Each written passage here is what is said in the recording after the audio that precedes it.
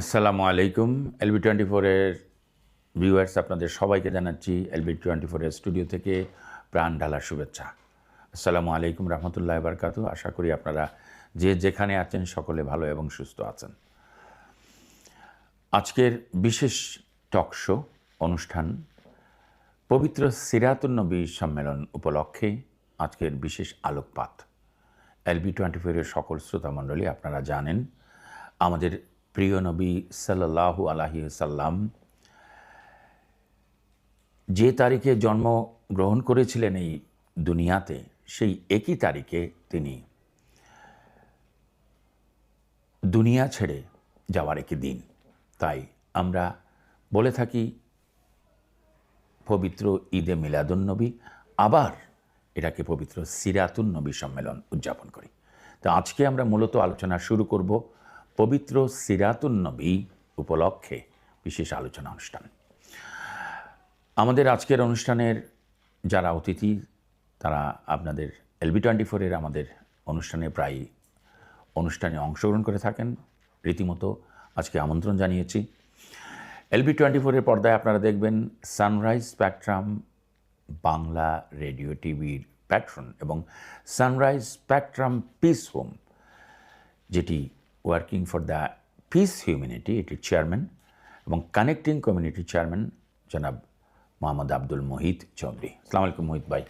ওয়ালাইকুম আসসালাম ভাই। আজকে অনেকদিন পরে আপনার সাথে জাযাকাল্লাহ। আজকের এই অত্যন্ত গুরুত্বপূর্ণ আলোচনা, আমার মনে হয় আমি অনেক আলোচনায় যাই, কিন্তু সারা বছরের সবচেয়ে গুরুত্বপূর্ণ আলোচনাতে আজকে আমাকে আপনি ডাকছেন, এই জন্য আপনাকে অন্তঃস্থল থেকে ধন্যবাদ। আরেকটি কথা, প্রিয় দর্শক, প্রিয় ভিউয়ার্স, LB24 স্টুডিও আমরা বার্কিংয়ে আমরা এসেছি গত মধ্য জুলাই থেকে।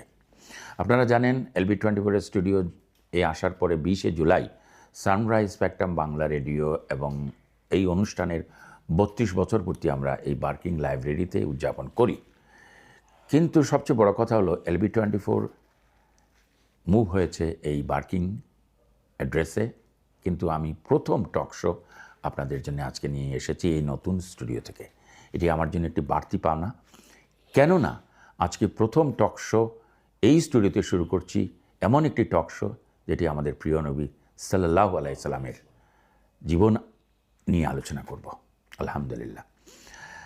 আমি পরের অতিথির কাছে আমি যাচ্ছি, যিনি হচ্ছেন আপনারা জানেন একজন বিশিষ্ট সাংবাদিক, যিনি হচ্ছেন মানব টিভির প্রতিষ্ঠাতা, তিনি হচ্ছেন আমাদের লন্ডন বাংলা প্রেস ক্লাবের এক সময়ের তিনি এক্সিকিউটিভ মেম্বার ছিলেন এবং ছিলেন ব্রিটিশ বাংলাদেশ চেম্বার অফ কমার্সের সাথে, এখনও আছেন ওতপ্রোত জড়িত এবং আরও বিভিন্ন সংগঠনের সাথে তিনি আছেন, জনাব সাইদ চৌধুরী। আসসালামু আলাইকুম। আসসালামু আলাইকুম ভাই, কেমন আছেন? আপনার সাথে অনেক দিন পরে কথা হচ্ছে। আপনার মানব টিভিতে প্রায় 2 বছর আগে একটি সাক্ষাৎকার দিয়েছিলাম, আপনি নিয়েছিলেন, এবং আজকে দীর্ঘদিন পরে প্রায় 2 বছর পরে আবারও টেলিভিশনের পর্দায় আপনার সাথে ভালো লাগছে। আপনার সাথে তো আমার এই যে নতুন দিন থেকে শুরু হয়েছিল, হ্যাঁ, বারবার একই মোহনায় আমরা মিলিত হয়েছি, অনেক কাজ করেছি। আপনার এই সুন্দর প্রাণমাখা কথামালা, এগুলো আমাদের দর্শক শ্রোতারা নিশ্চয়ই জানেন এবং পরিচিত, এবং এই যে মুগ্ধতা, এটা কেউ বলবার নয়। Thank you. আসলে প্রিয় দর্শক, সাইদ চৌধুরী এমন এক মানুষ, কথার মালা তিনি আপনাদের জন্য নিয়ে আসতে পারেন। শুরুতে আমার কথা বললেন, অনেক সময় আপনারাও যদি আমাদের অতিথি হয়ে আসেন, ওনার মানব টিভিতে যান, সেই একইভাবে আপনাদের উপস্থাপন করবেন। যাই হোক, কথা না বাড়িয়ে চলে যাচ্ছে এখন আমাদের মূল অনুষ্ঠানে। মনে বড় আশা ছিল যাব মদিনায়, নবীমর পরশমণি, নবীমর সোনার খনি, নবী নাম জফে যেজন, সে তো দুজাহানের ধনী। নবী করিম সাল্লাল্লাহু আলাইহি সাল্লাম সম্পর্কে আমরা দুরূদ শরীফ পাঠ করব এবং আলোচনায় চলে যাব জনাব মোহিত চৌধুরীর সাথে। মোহিত ভাই, আমাদের প্রিয় নবী সম্পর্কে অনেক সময় আবেগ আপ্লুত হয়ে যাব, যার কারণে এই দুনিয়া আল্লাহ তাআলা সৃষ্টি করেছেন, তাকে নিয়ে আপনি আজকে কিভাবে অনুষ্ঠান শুরু করবেন? জাযাকাল্লাহু খাইরান মিসবাহ ভাই। আমার সহ আলোচক এবং সাইদ চৌধুরী ভাই অত্যন্ত সম্মানিত সাংবাদিক এবং বিভিন্ন ব্যবসার সাথে জড়িত, আমাদের সবার পরিচিত মুখ। এবং আমার সাথে আছেন LB24-এর হৃদয় ভাই, হেড অফ প্রোডাকশন, এবং শাহ ইউসুফ ভাইকে আমি স্বাগত জানাই আমাদেরকে সুযোগ করে দেওয়ার জন্য। আজকে আসলে আমরা এই যে মিসবাহ একটা কথা বললেন, একটা হাদিস আছে এর উপরে, লাউলা মা কালামা খালাকতুল আখলাক, যদি আল্লাহ আমাকে সৃষ্টি না করতো তাহলে পৃথিবী সৃষ্টি করতো না। আপনারা যদি গভীরভাবে একটু দেখেন, গবেষণা করেন, গবেষণা কিন্তু অনেক দিকে যায়, এটা নিয়ে বিতর্ক অনেক সময় হয়। যখন আল্লাহ বলছিলেন বিসমিল্লাহির রহমানির ইয়াসিন ওয়াল কুরআনুল হাকিম ইন্নাকা লামিনাল মুরসালিন, অনেকে বলেন যে ইয়াসিন রাসূলের আরেকটা নাম। এবং আল্লাহ বলছেন সর্বপ্রথম আমি সৃষ্টি করেছি মুহাম্মদ সাল্লাল্লাহু আলাইহি ওয়াসাল্লামকে, তারপরে আমি সৃষ্টি করেছি আমার কালামুল্লাহ, তারপরে আমি সৃষ্টি করছি পৃথিবী বিলিয়ন ইয়ার্স এগো। এখন আমাদের প্রিয় নবী আকায় নামদার তাজদারে মদিনা জিগর গুসায় আমিনা মোহাম্মদ রসুল্লাহ সাল্লাল্লাহু আলাইহি সাল্লাম আজকে থেকে 1450 বছর আগে পবিত্র মক্কা নগরীতে মা আমিনার গর্ভে সুবে সাদিকের সময় পবিত্র মক্কা নগরীতে জন্মগ্রহণ করেন। আপনাদের আজকে এটা ইতিহাস বলি, এখানে সাইদ ভাই আসেন, গবেষণার ব্যাপার। আদম আলাইহিস সালামের সৃষ্টির 950 বৎসর পর, 9,500 বৎসর পর বিশ্বনবী মুহাম্মদ সাল্লাম মক্কাতে জন্মগ্রহণ করেন। নূহ আলাইহিস সালামের জন্মের 615 বৎসর পর উনি মক্কাতে জন্মগ্রহণ করেন। ইব্রাহিম আলাইহিস সালামের জন্মের 3,500 বৎসর পর উনি মক্কাতে জন্মগ্রহণ করেন। মুসা আলাইহিস সালামের জন্মের 1300 বৎসর পর উনি মক্কাতে জন্মগ্রহণ করেন। ঈসা আলাইহিস সালামের জন্মের 570 বৎসর পর উনি মক্কাতে জন্মগ্রহণ করেন। এর ইতিহাস আপনাদেরকে বললাম। আদম আলাইহিস সালামের ইতিহাস অনেকে বলে কোটি কোটি বছর, না, অনলি 12,500 বছর, 11,500 বছর আগে আদম পৃথিবীতে এসেছিলেন। দিস ইজ দ্য ইতিহাস। এবং আলহামদুলিল্লাহ মুহাম্মদ সাল্লাল্লাহু আলাইহি ওয়াসাল্লাম যেদিন আসেন, ওনার জীবনী, সিরাতুন নবী, মিলাদুন নবী, ওনার জীবনী অনেক ব্যাপক ব্যাপার। মা আয়েশা রাদিয়াল্লাহু তাআলা আনহাকে জিজ্ঞাসা করা হয়েছিল, আপনি আমাদের প্রিয় নবী সম্পর্কে একটু বলুন। মা আয়েশা বললেন, বাবা তোমরা কি কোরআন পড়ো নাই? সম্পূর্ণ কোরআন হলো রাসূলুল্লাহ সাল্লাল্লাহু আলাইহি ওয়াসাল্লামের জীবনী, আর উনি হলেন প্র্যাকটিক্যাল কোরআন। এবং আজকের এই 15-20 মিনিট সময়ে বিশ্বনবী সম্পর্কে আলোচনা করা আমার জন্য অত্যন্ত কষ্টকর, সাইদ ভাইয়ের জন্য তো আরও কষ্টকর হবে, এবং মিসবাহ ভাইয়ের জন্য, কারণ ওনারা অনেক অভিজ্ঞ মানুষ। আমি সামান্য রাসূলুল্লাহর উপরে যে রিসার্চ করেছি, দুই একটা কথা ওনার জন্মের সময় কথা বলবো। যেদিন ওনার জন্ম হয় তখন মা আমিনা কিন্তু একদম সাধারণ মহিলার মতো, ওনার পেটটা কিন্তু ফুলে নাই। উনি অনেক সময় মনে করতেন আমার বেবি পেটের মধ্যে, কিন্তু বেবিটা কোথায় দেখা যায় না, কিন্তু ওনার ক্যালকুলেশন হিসাবে উনি জন্মতে আসেন 10 মাস 10 দিন নিয়ে ওনার জন্ম হয়েছে। জন্মের পূর্ব মুহূর্তে ওনার কাছে ছিলেন উম্মে আয়মন, ওনার একজন দাসী, এবং ছিলেন আবুল আহাবের একজন কৃতদাস, নাম ছিল সুয়াইবা। মা আমিনা একটু কোনো ক্লান্ত নাই, কিছু নাই, উনি একটু ঘুমাইতেছিলেন। তখন হঠাৎ স্বপ্নের মধ্যে দেখেন ওনার ঘরে 3 জন বিদুষী মহিলা এসেছেন। উনি বললেন, মাগো আপনারা কারা? ওনারা বললেন, আমি আদমের পত্নী মা হাওয়া, আমি ফেরাউনের স্ত্রী, ওনার নামটা, ফেরাউনের স্ত্রী নামটা কি? যাই হোক, ফেরাউনের স্ত্রী, আমার মুখে দিয়ে আমি সবসময় বলি, যাই হোক, ফেরাউনের স্ত্রী, উনি ইমান করে মারা গেছিলেন, ইমানদার ছিলেন। তারপরে আসছেন ঈসা আলাইহিস সালামের মা মরিয়ম। এই সব মহিলারা, আপনারা বলেন, মাগো আপনারা কেন আসছেন? বলে, আমরা আসছি দাইমা হিসাবে কাজ করার জন্য। তোমার মুহাম্মদ সাল্লাল্লাহু আলাইহি ওয়াসাল্লাম পৃথিবীর সবচেয়ে সর্বশ্রেষ্ঠ মানুষের জন্ম হবে কিছুক্ষণের মধ্যে। ফেরাউনের বিবি আসিয়াও এসেছিলেন, আমার নামটা একটু সময় লাগবে আসতে। যাই হোক, তখন রাসূলুল্লাহ মা আমিনা ঘুম থেকে উঠলেন, দেখলেন নবজাত এক শিশু জন্ম হলো। তখন সুয়াইবা ওনাকে বেবিটা দিলেন। বেবিটা এমন পবিত্রভাবে জন্ম হয়েছিল, সাধারণত আপনারা জানেন কোনো বেবি জন্ম হলে রক্ততে সম্পূর্ণ শরীর থাকে, কিন্তু ওনার শরীরে কোনো রক্ত নাই, ওনার নাভি টাভি আগেই কাটা হয়েছিল এবং উনি মুসলমানই হয়ে ওনার জন্ম হয়েছে। একটা কথা বলতে হয় এখানে, সুয়াইবা যখন যে আবুল আহাবকে বললো, রাসূল সাল্লামের পরে বড় শত্রু ছিল আবুল আহাবকে বলল আল্লাহ তোমাকে এটা ভাতিজা দিয়েছেন, তখন আবুল আহাব আঙ্গুল দিয়ে ইশারা করে বলল যে আমি তোমাকে ফ্রি করে দিলাম। একজন কৃতদাস ফ্রি করা তখন ছিল কোটি কোটি টাকার ব্যাপার।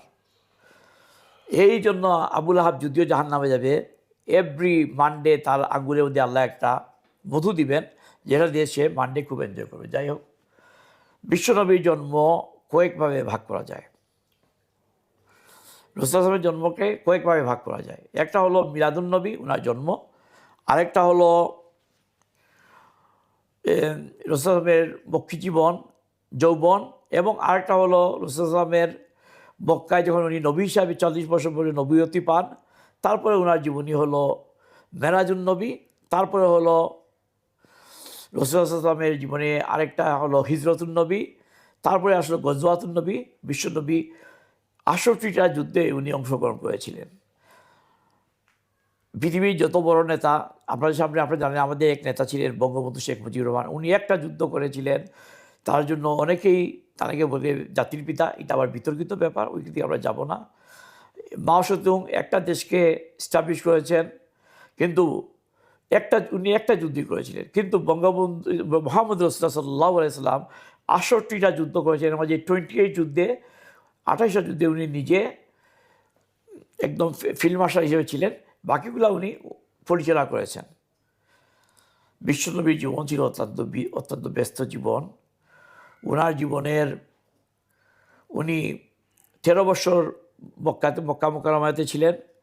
ওনার উপর আপনারা জানেন অনেক নির্যাতন হয়েছে।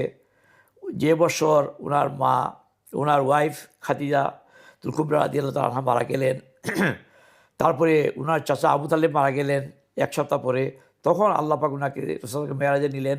মেরাজ সম্পর্কে আলোচনা করলে আমাদের অনেক সময় লাগবে। তারপর রাসূল সাল্লাল্লাহু আলাইহি ওয়াসাল্লাম আসলেন ফিরে, তারপরে উনি হিজরত করে মদিনা মুনাওয়ারায় চলে গেলেন। ওইখানে যে যুদ্ধ গৃহ করে মদিনাতে ইসলামিক রাষ্ট্র কায়েম করলেন। এরপরে রাসূল সাল্লাল্লাহু আলাইহি ওয়াসাল্লাম একটা জিনিস আমরা বলতে হয়, 23 বৎসরে, যেখানে আইএমআইয়ে জাহিলাতের যুগে রাসূল সাল্লাল্লাহু আলাইহি ওয়াসাল্লাম এসেছিলেন, কোনো মেয়ে লোক জন্মগ্রহণ করে তাদেরকে স্ট্রেইট ওয়ে সরাসরি তাদেরকে মেরে ফেলা হইতো। 23 বৎসরে তিনি মহিলাদের সম্মান এত ঊর্ধ্বে তুলে দিয়েছিলেন যে ওনার সময়ে ফাতেমাতুজ জাহরা সৈয়দাতুন নিসাই আহলিল জান্নাহ, তারপরে ওনার সময়ে মহিলাদের মান মা আয়েশা রাদিয়াল্লাহু তাআলা আনহা, এই মহিলাদের মান অনেক উপরে উঠেছিল। বিশ্বনবীর এই যে মেহনত, 23 ইয়ার্সের মেহনত, এবং এই 23 ইয়ার্সে উনি 1,25,000 থেকে 2,25,000 সাহাবায়ে কেরাম রেডি করেছিলেন, যারা ছিলেন আল্লাহ বলছেন রাদিয়াল্লাহু তাআলা আনহু রাদু আন যালিকা লিমান খাশিয়া রাব্বা, যারা ছিলেন উম্মতের জন্য আইডল, রোল মডেল। বিশ্বনবী সম্পর্কে, ওনার উফাত সম্পর্কে যদি বলি, যখন উনি মারা যান তখনও উনি ওই সময় তিনি কাঁদতেছিলেন। জিবরিল জিজ্ঞাসা করেন, ইয়া রাসূলুল্লাহ আপনি কাঁদতেছেন কেন? ফাতেমার জন্য কাঁদতেছেন? আপনি আয়েশার জন্য কাঁদতেছেন? হাসান হোসেনের কাঁদতেছেন? বললেন না, আমি কাঁদতেছি আমার উম্মতের জন্য। তখন আল্লাহ বললেন, কেন কাঁদতেছে? বলে আল্লাহ বলছে যে আমি যদি থাকি আল্লাহ আমার উম্মতকে ধ্বংস করবে না, আমি যদি চলে যাই আল্লাহ পাক আমার উম্মতকে ধ্বংস করে দিবে হয়তো চাইলে। তখন আল্লাহ বলে জিবরিলকে দিয়ে বললেন যে তুমি যখন চলে যাবে তোমার উম্মতের দায়িত্ব আমি আল্লাহ স্বয়ং নিব।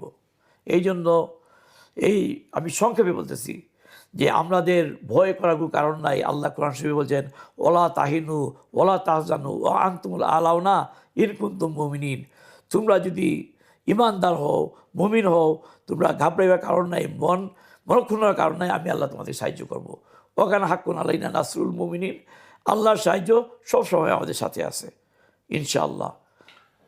ধন্যবাদ জনাব মোহিত চৌধুরী। আপনি যে আলোচনা করেছেন শুরু থেকে রাসূল করিম সাল্লাল্লাহু আলাইহি সাল্লামের জন্ম থেকে শুরু করে যিনি দাইমা, দাইমা কথাটা ঠিক আছে না? দাইমা, দাইমা কে ছিলেন বললেন? উম্মে আয়মন এবং আবুল আহাবের একজন ইয়ে যাকে তিনি বংশধর। আজাদ করে দিয়েছিলেন। আমরা অনেক কিছু জানলাম। এই যে রসুল করিম সাল্লাল্লাহু আলাইহি সাল্লামের দাইমা, আমরা তো অনেক সময় অনেক কিছু ছোটোবেলা থেকে শুনেছি, জেনেছি, কিন্তু এত বড় কথা বা এত মূল্যবান কথাটি আজকে আমরা শুনলাম যে ওনার দাইমা সম্পর্কে। হয়তো অনেকে জানেন, হয়তো অনেকে জানতেন, বা হয়তো অনেকে জানেন না। আমি নিজেই জানতাম না, সত্যি কথা, লজ্জার কিছু নেই। এবার যাচ্ছি আমাদের পরের অতিথি, যিনি সদা হাস্যোজ্জ্বল জনাব সাইদ চৌধুরী। একজন সাইদ চৌধুরী সাহেবের আরেকটি পরিচয় আছে, উনি একজন গবেষক।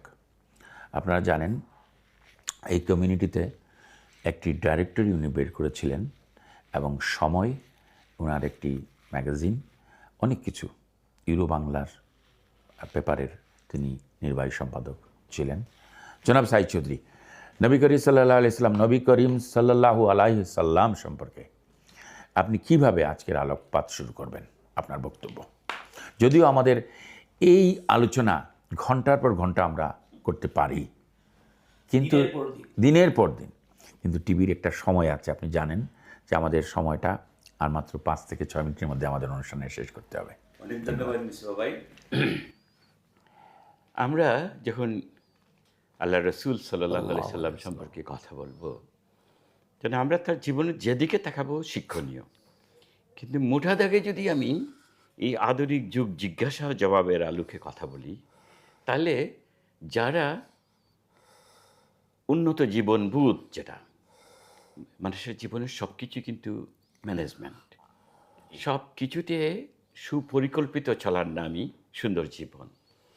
আল্লাহ রসুল সাল্লাল্লাহু আলাইহি ওয়াসাল্লামের জীবন থেকে আমরা এটাই শিখতে পারি। রসুল ইসলামের কথা, কাজ, চলন, বলন, ধরন, উৎসাহ দেওয়া, উদ্দীপনা জাগানো, সব কিছু ছিল একেবারে মেজারেবল, একেবারে মাফাজোকা। কোনো কিছুতেই অতিরঞ্জন ছিল না, কোনো কিছুতেই ব্যাড বিহেভ বলতে যা বোঝায় কোনো দুর্ব্যবহার তার জীবনে ছিল না। কখনো তিনি উত্তেজিত হতেন না, রাগান্বিত হতেন না, তিনি কখনো মিথ্যা কথা বলতেন না, ধোঁকা দিতেন না। এই যতটা গুণকে আমরা এই আধুনিক বিশ্বে ধর্ম বর্ণ নির্বিশেষে, আস্তিক বলেন নাস্তিক বলেন, যদি সে শিক্ষিত হয়, যদি সে উন্নত চিন্তার মানুষ হয়, যদি সে সায়েন্টিস্ট হয়, তাহলে তার কাছে যা যা সুন্দর, যা যা গ্রহণযোগ্য, রসুল সাল্লাল্লাহু আলাইহি ওয়াসাল্লামের জীবনে আমরা সেটা পাই। যেমন আল্লাহ রসুল সাল্লাল্লাহু আলাইহি ওয়াসাল্লাম টাইম ম্যানেজমেন্টের ব্যাপারে খুব সিরিয়াস ছিলেন। তিনি প্রতিদিন কি কাজ করবেন, টু ডু লিস্ট, তার পরিকল্পনা থাকতো। কিভাবে দাওয়াত দিবেন, কি কথাটা বলবেন, সেটা সুপরিকল্পিত হতো। তিনি এমন কোনো কথা কাউকে বলতে বারণ করতেন যেটা সে নিজে বিশ্বাস করে না কিংবা আমল করে না। সত্য বলতেন, ক্রিয়েটিভ সংবেদনশীল কথা বলতেন, মননশীল কথা বলতেন, শিক্ষণীয় কথা বলতেন, কারো মনে আঘাত লাগে এমন কথা তিনি বলতেন না। এই যে আল্লাহ রসুল সাল্লাল্লাহু আলাইহি ওয়াসাল্লামের কাছ থেকে এটাই যদি আমরা নিজের জীবনে উপলব্ধি করি, আমল করতে শুরু করি, সমাজ বদলে যাবে। আল্লাহ রসুল সাল্লাল্লাহু আলাইহি ওয়াসাল্লাম প্রতিবেশীর অধিকার রক্ষা করতেন, এতটাই বেশি গুরুত্ব দিতেন যে প্রতিবেশীর হকের ব্যাপারে যখন আল্লাহ রসুল কথা বলতেন, সাহাবায়ে কেরামের অনেকে বলেছেন যে মনে হতো যে আমাদের সম্পত্তিতেও প্রতিবেশীর কোনো অধিকার বসিয়ে দেন কিনা আল্লাহ রসুল। হ্যাঁ, তিনি প্রতিবেশীর সাথে খুব সুন্দর ব্যবহার করতেন। সেটা মুসলিম না অমুসলিম, ধনী না গরিব, সেটা বিবেচ্য ছিল না। প্রতিবেশী হিসাবে তার হক তিনি রক্ষা করতেন। আল্লাহ রসুল সাল্লাল্লাহু আলাইহি ওয়াসাল্লাম ছোটো ছোটো বাচ্চাদের ভালোবাসতেন, মমতায় জড়িয়ে নিতেন। অন্য কেউ আল্লাহ রসুল নিজে, হ্যাঁ, সাহাবায়ে কেরামকে উৎসাহিত করতেন অন্যকে শ্রদ্ধা করবার জন্যে। এমনকি যারা হেঁটে যাচ্ছেন, যারা বসে আছে, তাদের সালাম দিতে বলতেন। এই যে জীবনের যে বিভিন্ন স্তরে স্তরে মানুষকে যেভাবে হেদায়েত দিতেন, খরচের ক্ষেত্রে মিতব্যয়িতা শেখাতেন, কিন্তু দানের ক্ষেত্রে উৎসাহিত করতেন, উজ্জীবিত করতেন। আল্লাহ রসুল সাল্লাল্লাহু আলাইহি ওয়াসাল্লাম সত্য ও সুন্দরের প্রতি মানুষকে উজ্জীবিত করতেন। ব্যবসাকে হালাল করেছেন, সুদকে হারাম করেছেন। আল্লাহ রসুল সাল্লাল্লাহু আলাইহি ওয়াসাল্লাম মানুষকে ইবাদতের জন্য উৎসাহিত করেছেন, কিন্তু কোনো একটি সময় নষ্ট করতে দিতেন না। ফাইজা কুদিয়াতিস সালাতু ফান্তাশিরু ফিল আরদ, নামাজ শেষ করে সাথে সাথে জমিনে ছড়িয়ে পড়ো। অর্থাৎ অবহেলা, গল্প গুজবের সময় না কাটিয়ে রুটি রুজিতে, মানুষের মুক্তির কল্যাণে, সমাজের মুক্তির জন্যে, মানবতার কল্যাণের জন্য কিছু করতে উৎসাহিত করতেন। এই হলো আল্লাহ রসুল সাল্লাল্লাহু আলাইহি সাল্লাম। আমরা রসুল সাল্লাল্লাহু আলাইহি সাল্লামের কাছ থেকে গবেষণার কথাটা আমরা পাই। দেখেন, ইসলামে গবেষণাকে এতই উৎসাহিত করা হয়েছে, আপনি যদি যে কোনো সত্য সুন্দরকে আবিষ্কার করতে চান, যদি আপনি সঠিক সিদ্ধান্তে উপনীত হন, তাহলে আপনি দুটি কাজ করলেন। একটা হলো গবেষণা করলেন এবং একটা সঠিক আবিষ্কার করলেন, তাহলে দুটি সওয়াব পাচ্ছেন। কিন্তু আপনি যদি সঠিক সিদ্ধান্তে উপনীত নাও হতে পারেন, আপনি যে গবেষণা করছেন, আপনি অনুসন্ধান করছেন, এই জন্য আপনি একটা সওয়াব পাবেন। এমনকি সঠিক সিদ্ধান্তে উপনীত না হলেও আপনি এই কাজের জন্য আল্লাহর কাছ থেকে এটা নিয়ামত পাচ্ছেন, এটা বদলা পাচ্ছেন। আল্লাহ রসুল সাল্লাল্লাহু আলাইহি সাল্লাম ভালো কাজে উৎসাহ দিতেন, মানবতার কল্যাণের কথা বলতেন, আত্মীয় স্বজনের হকের কথা বলতেন। আমরা অনেক সময় দেখা যাবে যে আত্মীয় স্বজনের হক আদায় করি না। ইসলামে যে যে সম্পদ বন্টনের সুযোগ দিয়েছে, তরিকা বাতলে দিয়েছে, এখানে দেখা যাবে আমরা আমাদের বুনদের অংশটা দামাচাপা দিয়ে দেই। ভাইদের ভাগ বাটোয়ারা আমরা দেই, কিন্তু বোনদেরটা অনেক সময় আমরা দামাচাপা দেই। তারা আসবে, আমরা মেহমানদারি করব, বাপের বাড়ি আসবে, এইসব বলে টোতে তাদের হক দিই না। কিন্তু আল্লাহ রাসূল সাল্লাল্লাহু আলাইহি ওয়াসাল্লাম পরিষ্কার করে দিয়েছেন ভাই বোনের কার কতটুকুন হক, এই সম্পদটা কীভাবে প্রদান করতে হবে। তো এইভাবে যদি আমরা রসুল জীবন থেকে যুদ্ধের কথা যদি বলি, যুদ্ধের সময়ও প্রতিপক্ষকে ঘৃণা করে আঘাত না করার কথা বলেছেন। আপনার যদি জিজ্ঞাসা তৈরি হয়, ক্ষোভ চলে আসে, তাহলে আপনি নিবৃত্ত হবেন। কারণ ক্ষোভের কারণে আপনি কিছু করবেন না, হিংসা বশত হয়ে কিছু করবেন না। আপনি তাকে কতটুকুন বাধা দিবেন, কতটুকুন নিবৃত্ত করবেন, আর তাকে উজ্জীবিত করবার জন্যে কতটুকুন কথা বলবেন, সেটা আল্লাহ রাসূল সাল্লাল্লাহু আলাইহি ওয়াসাল্লাম শিখিয়ে দিয়েছেন। নিজেদের মাঝে, বন্ধুত্বের মাঝে, এমনকি ইসলাম প্রচারের ক্ষেত্রে, ইসলামের দাওয়াতের কাজের ক্ষেত্রেও আওসাতুহা, মধ্যপন্থা অবলম্বন করার জন্য বলছেন। আপনি রাগে কথা বলবেন না, আপনি কাউকে সুন্দর ভাষায় কথা বলবেন, এটা শিখিয়ে দেওয়া হয়েছে। সুন্দর কাজ, যুক্তি সহকারে কথা বলবেন এবং পরিমিত কথা বলবেন, কোনোভাবে যেন এটা গল্প গুজবের রূপ না দেয়। আজকাল দেখুন আমাদের অনেক স্কলাররাও ওয়াজের মাহফিলগুলি সাধারণত দেখা যায় কোরআন হাদিসের বাইরে গিয়ে নানা গল্প কাহিনী বলছেন। এই গল্প কাহিনীগুলো অনেকটা তথ্য সমৃদ্ধ না হওয়ার কারণে যারা আপনার ধর্ম হয়তো লালন করে না, বিশ্বাস করে না, হয়তো সুযোগ হয় নাই, সৌভাগ্য হয় নাই, কিন্তু সেই তথ্যগুলো জানে। আধুনিক প্রযুক্তি বা বিজ্ঞানের কারণে অনেক কিছু সে জানে। এই জানার কারণে আপনার কথাটা সহি না হয়, আপনার এক্সাম্পল, আপনি যে উদাহরণ দিয়েছেন, সেটা সঠিক না হওয়ার কারণে পুরো কথাটাকে অবিশ্বাস করে। তা আমরা আমাদের জীবনকে যদি এভাবে ঢেলে সাজাই, রসুল সাল্লাল্লাহু আলাইহি ওয়াসাল্লামকে অনুসরণ করি, তাহলে ইনশাল্লাহ দুনিয়া এবং আখিরাতের কল্যাণ নিশ্চিত হবে। আমি আমার কথা আর বাড়াতে চাই না, সীমিত সময়ের ভিতরে যেহেতু শেষ করতে হবে। আমার সহ আলোচক সুন্দর করে শুরু করেছিলেন, হয়তো তিনি আরও কিছু বলবেন। এবং মিসবা ভাই, আপনার প্রাণবন্ত উপস্থাপনা নিশ্চয়ই আমাদের দর্শক শ্রোতারা মুগ্ধ হয়ে শুনেন। জি, আপনি কিছু বলুন। প্রিয় দর্শক, আমরা তো আবারও বলছি একই কথা, যে রসুল করিম সাল্লাল্লাহু আলাইহি ওয়াসাল্লামের জীবন নিয়ে, জীবনের আদর্শ নিয়ে যদি আমরা সারা দিন কথা বলি, ঘন্টার পর ঘন্টা, দিনের পর দিন আলোচনা শুনি, আমরা শুনতে ভালো লাগবে। কিন্তু আমাদের, আপনারা জানেন, মিডিয়ার একটি টাইম টেবিল, একটা ফরম্যাট আছে, সেখানে আমাদের থাকতে হবে। তাই আমরা একদম শেষ পর্যায়ে 1 মিনিটের মধ্যে আজকের এই পবিত্র ঈদে মিলাদুন্নবী, রবিউল আউয়াল মাসের আর কয়দিন পরেই 12ই রবিউল আউয়াল, সিরাতুন্নবী সাল্লাল্লাহু আলাইহি ওয়াসাল্লাম সম্মেলন। এই উপলক্ষে করণীয় কী এবং কি করলে আমাদের আমলনামায় সওয়াব লেখা থাকবে, এটুকু জানার জন্য আমি মোহিত ভাইকে অনুরোধ করছি, তবে খুব সংক্ষেপে প্লিজ।